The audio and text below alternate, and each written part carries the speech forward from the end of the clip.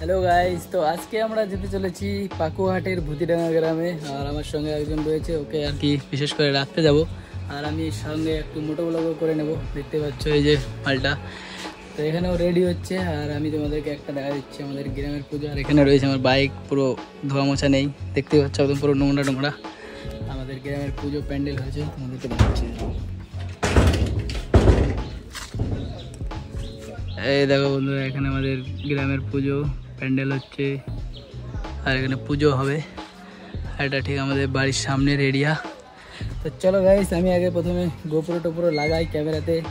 আর সমস্ত কিছু রেডি ফিডি হয়ে আমি তো বর্তমানে এরকমভাবেই চলে যাব, আর কোনো কিছু তো লাগবে না। আর এখানে সুমন ভাই রেডি হচ্ছে, ও রেডি হলে এখান থেকে বেরো যাবো। চলো আগে মোটো ব্লগিং সেট হয়ে যাই, তারপরে আরও কথা বলছি। তো গাইজ, আমি এখানে ফাইনালি চলে এসেছি মোটো ব্লগিং গেট আপে। আর এখানে সায়ন রয়েছে, দরজাটা লাগাবে এই জন্য আমি বেরোয় গেলে। তো আগে এখান থেকে বেরোই, ও গেটটা লাগিয়ে দিই। হ্যাঁ টাটা। তো চলো গাইজ, ফাইনালি বেরোনো যাক। আর আজকে আমরা যাচ্ছি পাকুয়ার ভূতিডাঙ্গা গ্রামে।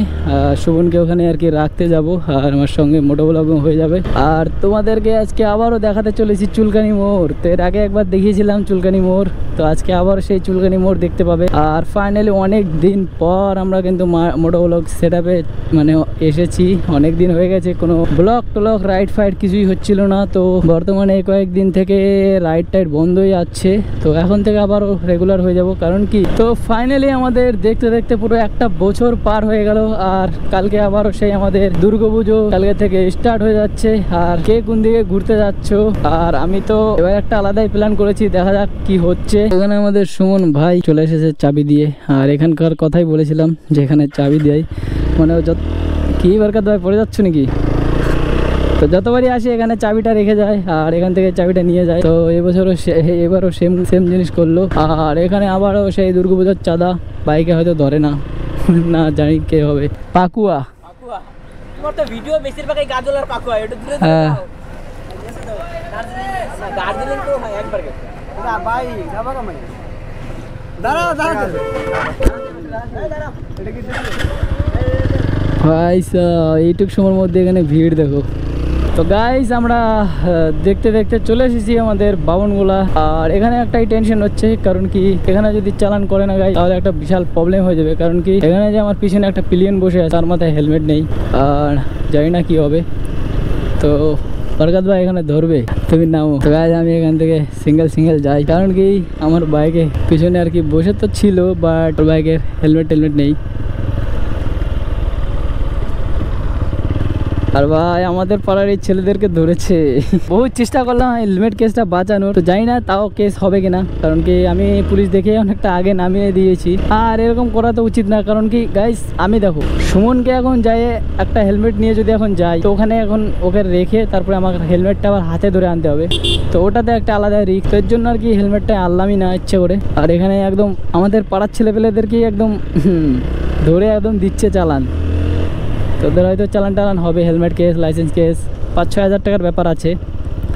তো আমরা সবার প্রথমে আগে পাকুয়ার দিকে যাই।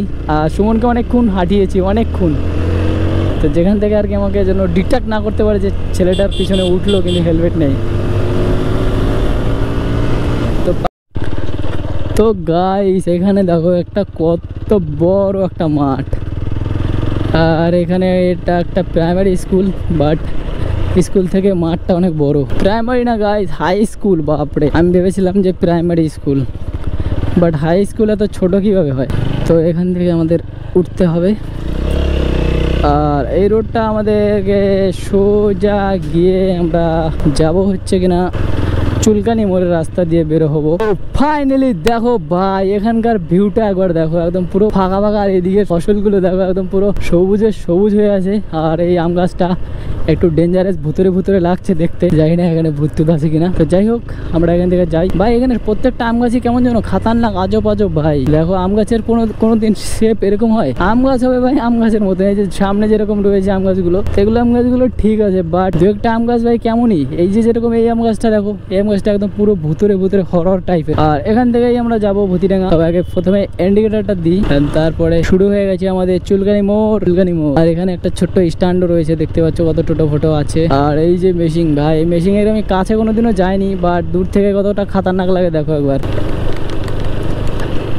ফাইনালি আমরা চলে এসেছি, দেখতেই পাচ্ছ একদম অ্যামাজন জঙ্গলের ভিতরে রাস্তা মধ্যে দিয়ে। তো এটা কোনো অ্যামাজন জঙ্গল ফঙ্গল না, এটা আর কি আমাদের পাকুয়াহাটের ভূতিডাঙ্গা গ্রামে যাওয়ার রাস্তার মাঝখানে এরকম রাস্তা পড়ে, আর যেটা দেখতে বেশ ভালো।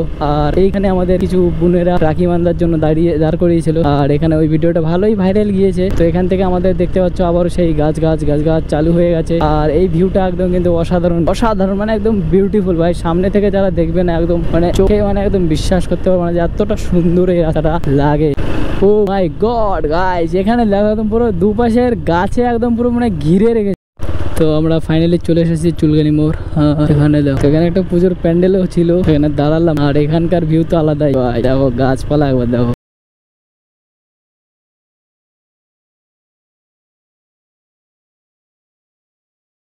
ছোট ছোট বাচ্চারাও কি রিয়াকশন। আর এই জায়গা কি খাতারনাক ভিউ ভাই, পুরো অন্ধকার। রাতের বেলা কেউ আসলে এখানে ভয় পেয়ে যাবে। ও ভাই, এখানে তো পুরো খাতারনাক বে। থামথাম, এখান থেকে ছবি তুলবটা। তো বরকত ভাইকে রেখে আমি এবার বাড়ির দিকে যাচ্ছি। আর এই জায়গাটা কিন্তু একদম সত্যি অসাধারণ জায়গা, কারণ কি যত রাস্তা দেখলাম মানে পুরো রাস্তাতেই দেখলাম গাছপালা, বাট এখানে সব থেকে বেশি আর সব থেকে সুন্দর জায়গা ভাই।